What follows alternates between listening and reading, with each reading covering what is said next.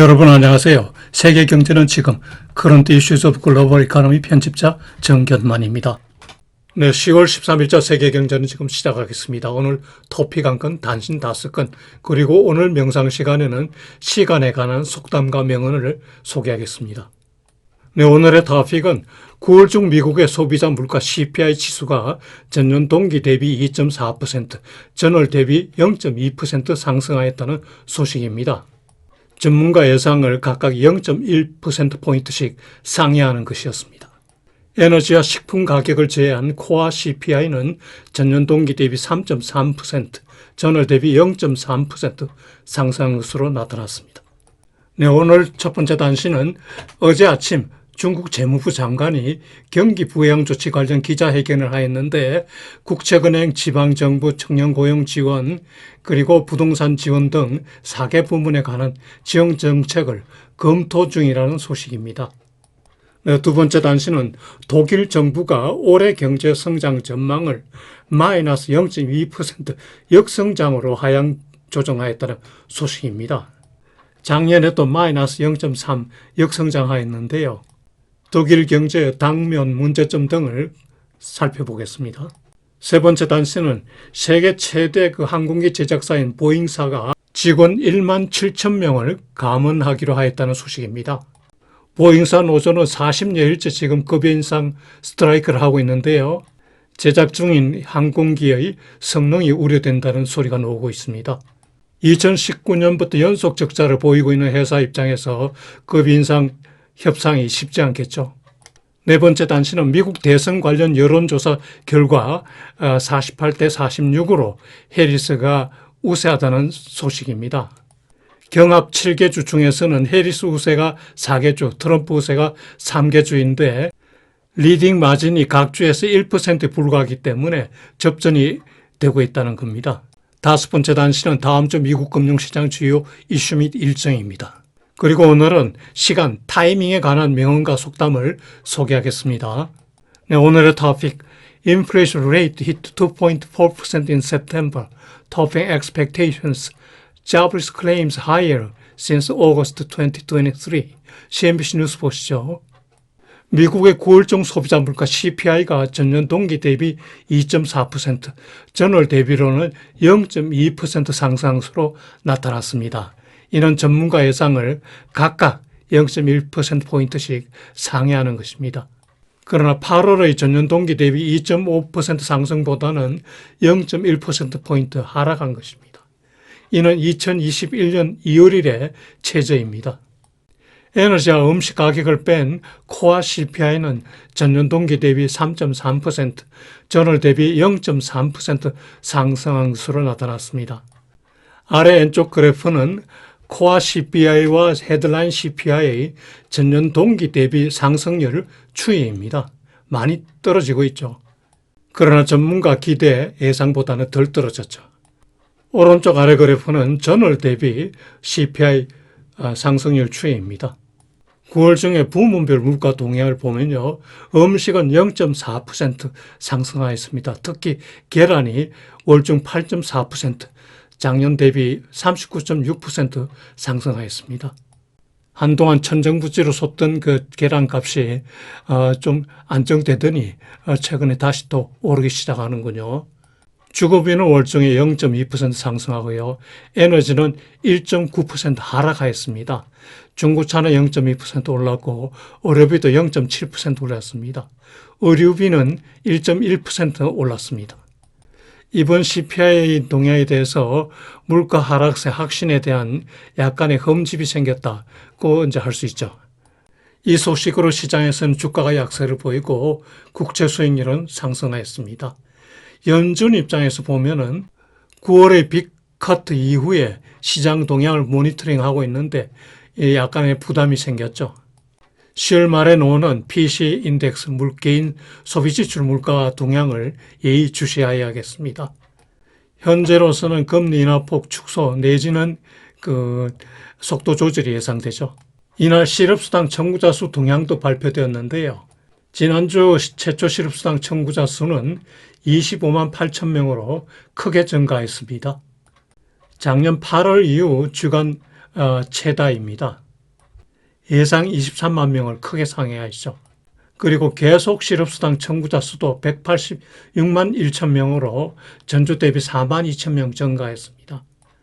실업수당 청구자 수의 큰 폭 증가 요인은 첫째로 허리케인 헬렌의 영향입니다. 두 번째로 보잉의 스트라이크가 진행 중입니다. 다음은 지난 금요일 날 발표된 생산자 물가 동향입니다. 9월 중 생산자 물가는 전월과 같습니다. 8월 중에 0.2% 상승보다 0.2%포인트 하락하였고 예상 0.1%보다도 0.1%포인트 미달하였습니다. 전년 동기 대비로는 1.8% 상승하였습니다. 7개월 내 최저네요. 부문별 생산자 물가를 보면은 상품은 0.2% 하락하였습니다. 특히 가솔린이 5.2% 하락했는데 이게 상품 전체에 영향을 미쳤죠. 그러나 서비스 물가는 0.2% 상승하였습니다. 오른쪽 그래프는 생산자 물가 전월 대비 상승률 추이입니다. 네, 오늘 또 페드 워치 트래커로 살펴본 향후 연준금리 예상을 한번 봐보죠. 먼저 11월 7일 FOMC에서의 그 페더럴 펀드 타겟 레이트 확률입니다. 25bp 인하 의견이 89.5%로 확률이 높고요. 동결 의견도 전주보다 많이 높아져서 10.5%가 되었습니다. 시장 참여자들이 좀 더 보수적으로 되었네요. 네, 다음은 12월 18일자 FOMC 페더럴 펀드 타겟 레이트 확률을 보죠. 지난주에는 없던 동결 의견이 0.6%로 나타났고요. 25bp 인하도 15.0%까지 올라갔습니다. 50bp 인하 확률이 84.49%입니다. 지난주에 75bp 인하 확률이 17.7%까지 있었는데요. 이번 주에는 75bp 인하 확률은 제로입니다. 없습니다. 소비자 물가 발표가 된 이후에 조금 보수적이 됐네요. 네, 오늘 첫 번째 단신입니다. 어제 토요일 아침에 중국 재무장관 람포안이 경기 부양 조치 관련 기자회견을 하였습니다.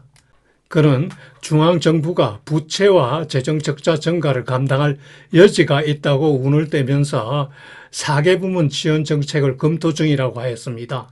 첫째, 국책은행 지원, 둘째, 청년 고용 지원, 셋째, 지방정부 지원. 지방정부의 경우에는 지방채 발행으로 토지 매입 그리고 기존 미매각 주택 구입 시에 보조금 지급 등이 검토되고 있고요. 단 신규 주택 건설 지원은 하지 않겠다고 하네요. 다음에 부동산 안정화 지원인데요. 부동산 관련 세금 인하를 검토하고 있다고 하네요. 그러나 재무장관은 지원 규모 등 구체적인 방안은 현재 검토 중이라고 했습니다. 특히 일부 방안은 국회의 의결이 필요하기 때문에 월 말경에 개최되는 국회를 기다려야 되겠죠. 그런데 소비 진작 방안은 언급되지 않았습니다. 재무장관이 토요일 아침 갑자기 기자회견한 배경을 보면은 2주 전에 그 금융 부분에서 대대적인 경기 부양 조치를 하였는데 그 이후에 그 정부의 재정 부문 경기 부양 조치가 나올 것으로 기대는 되는데 발표가 안 됐죠.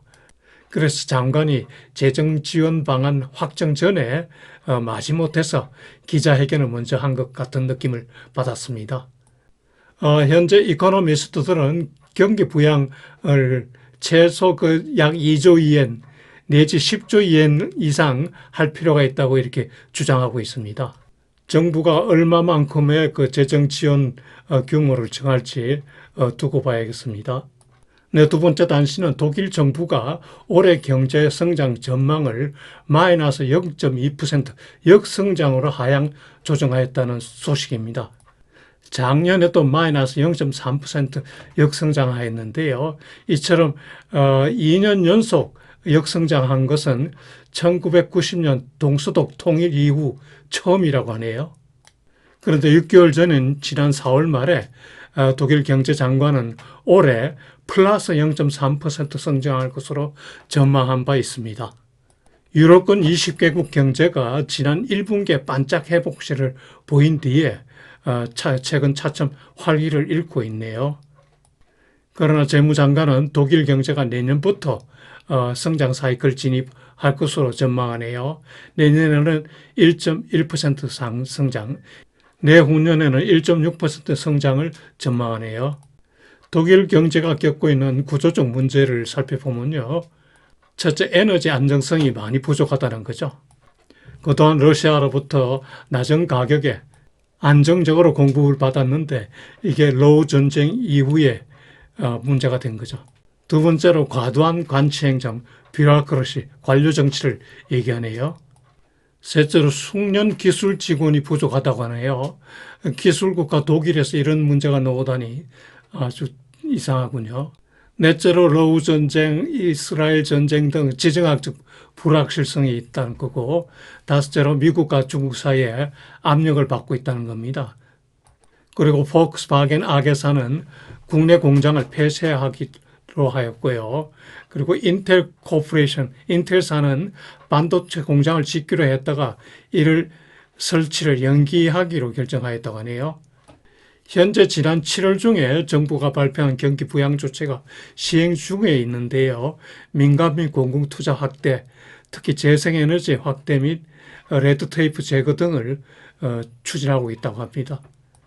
내년도에 경기 회복을 전망하는 근거는 첫째, 가계 소비가 증가할 거로 예상하네요. 기업의 급여 인상 등으로 구매력이 증가하기 때문입니다. 그리고 물가가 싸지고 있고요. 또 세금 감면 조치의 혜택도 있고, 그 다음에 금리도 하락하고 있고, 그 다음에 수출이 증가한다는데 이건 두고 봐야겠죠. 이러한 정부 주장에 대해서 기업인의 반박이 있는데요. 첫째, 제조업체 릴로케이션이 진행 중이라는 겁니다.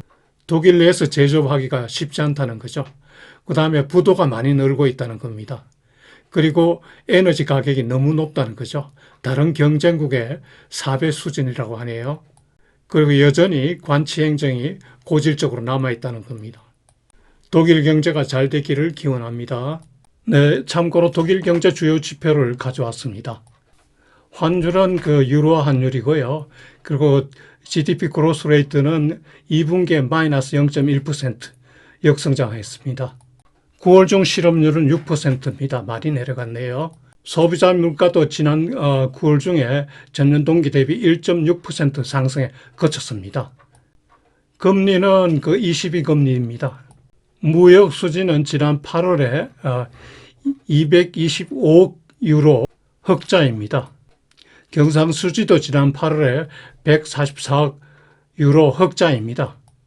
오른쪽 아래 그래프는 월별 경상 수지 흑자 추이인데요. 많이 줄고 있죠. 독일 경제가 좋은 때가 많이 지나가고 있다는 겁니다. 오른쪽 위 그래프는 분기별 GDP 그로스 레이트 추이인데요. 최근 6분기 동안 플러스 성장, 마이너스 성장, 플러스 성장, 플러스 마이너스 성장을 오가네요. 네, 세 번째 단시는 보잉사가 전체 직원의 10분의 1인 17,000명 직원을 감축할 계획을 밝혔습니다. 지난 주말 회사 대표가 임직원 앞으로 이메일을 통해서 임직원 여러분, 우리 일자리가 위험에 처했습니다라고 말했습니다. 향후 몇 개월에 걸쳐 직원 수를 축소하는데요. 다음 주에 더 자세한 정보가 나올 것이라고 하네요. 보잉사는 최근 무기 군사 장비에서 많은 수익을 내는데 올해는 군사 장비, 무기 제조 부문에서도 적자가 예상된다고 합니다.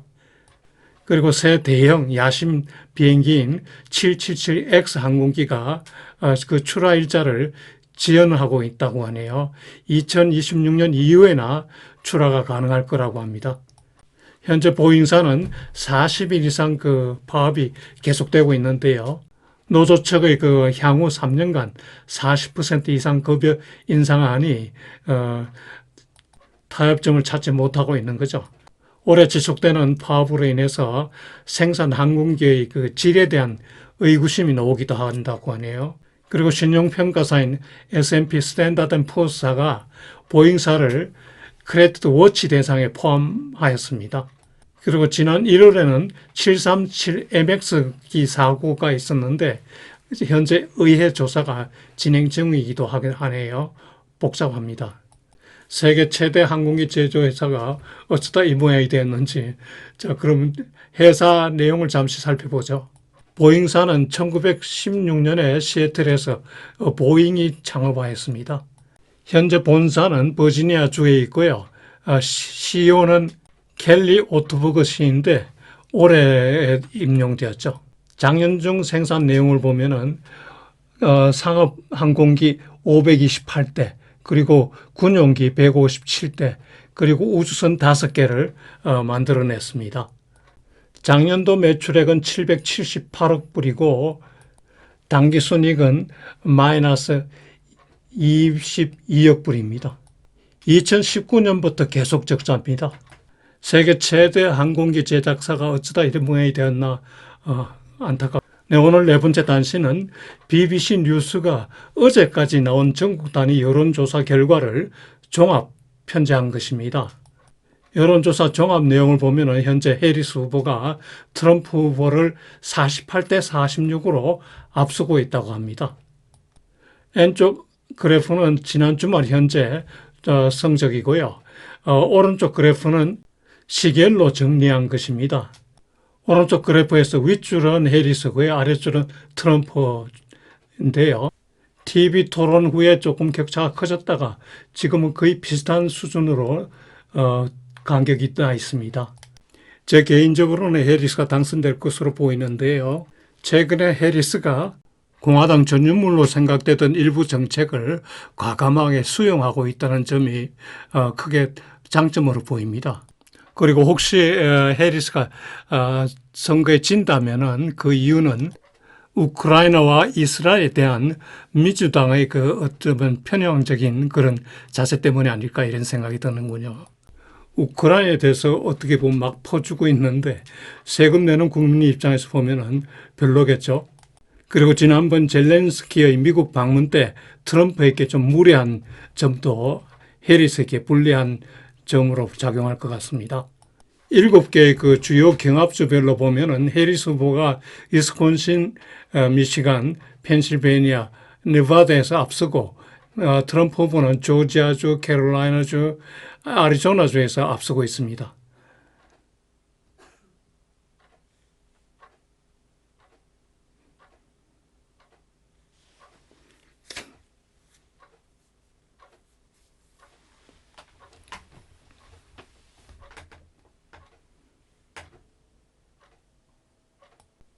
그런데 두 후보 간의 마진 오브 리드 격차가 모두 1%포인트에 불과할 정도로 아주 치열한 접전입니다.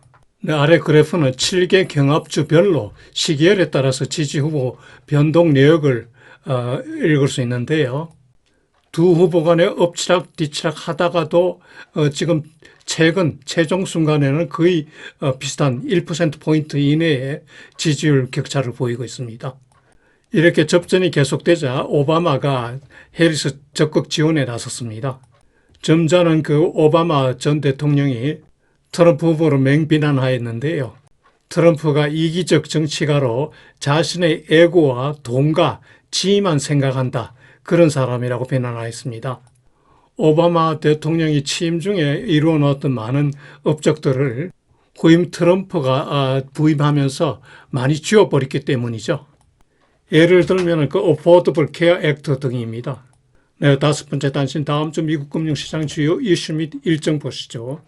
지난주에 그 JP 모간 등 은행들의 실적 호조가 발표되었는데 이게 주중 상승세를 이어가게 했습니다. 지난주 중 S&P는 1.1% 올랐고 나스닥은 1.2%, 다우도 1.2% 올랐습니다. 큰 변동성 속에서도 상승세가 이어지네요. 국채 수익률은 CPI 지수가 다소 불안한 그 모양을 보임에 따라서 금리 인하폭 축소 우려가 나왔기 때문에 전주에서 금리가 상승하였습니다. 10년물 국채 수익률은 4.11%로 주간 15bp 상승하였고 2년물은 3.88%로 주간 4bp 상승하였습니다. 지난주에 10년물 수익률이 다시 4%를 넘어선 게 특징이죠.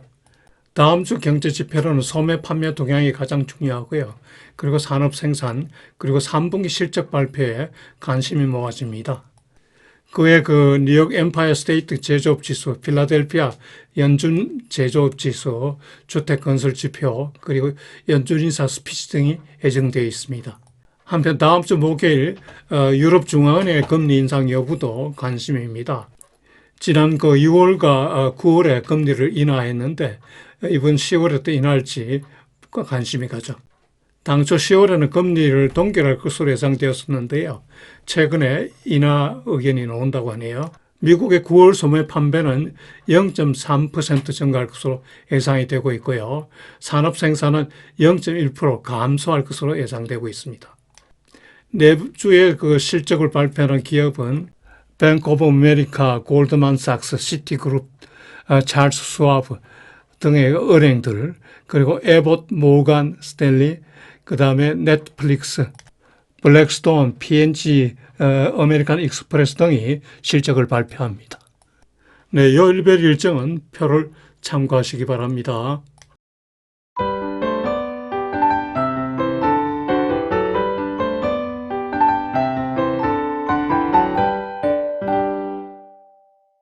네, 오늘 명상 시간에는 시간, 타이밍에 관한 명언과 속담을 재소개하겠습니다.